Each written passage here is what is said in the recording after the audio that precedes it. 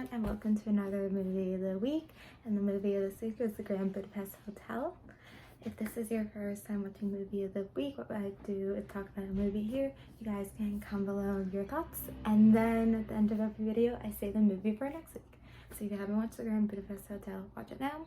It is my second time watching this film, and I think this was also my first Wes Anderson film, and of course since then I've seen a few others. But I we haven't really talked about a film that is so much cinematography.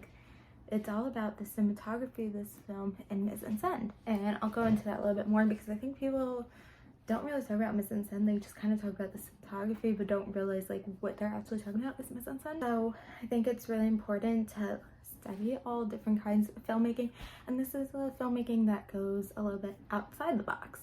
And as someone who studied film in school, and can tell this is someone who is a real artist who thinks about every single frame, every single shot, and really cares about it's a very artistic way of filmmaking. It's also interesting that I'm doing this film now because there's kind of that trend on TikTok where it's if you were in a Wes Anderson film or whatever it is.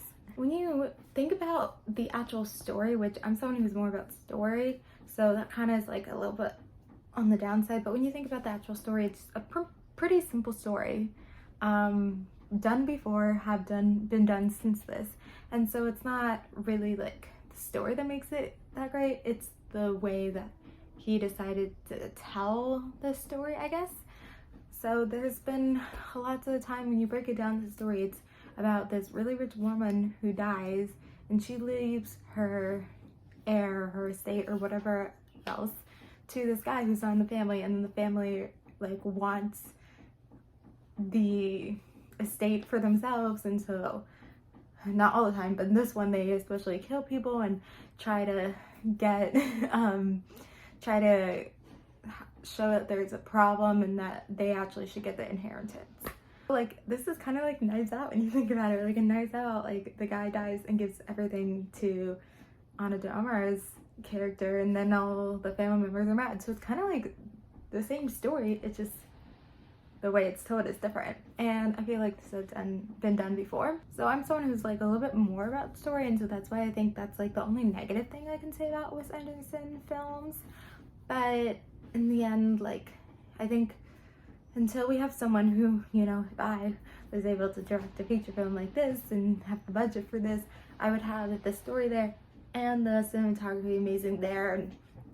But, so what's really great is, as I said, the cinematography and the mise-en-scène. And I think people will talk about the cinematography, but really cinematography is kind of more of the way the camera moves and the shot. And what people don't know is mise-en-scène. It's kind of everything that's in there. So the way that the way he had the walls colored, or the way what the uniform they wore, that's mise-en-scène. So when you're oh my god, this frame in the film is so beautiful, it's a combination of mise-en-scène and cinematography.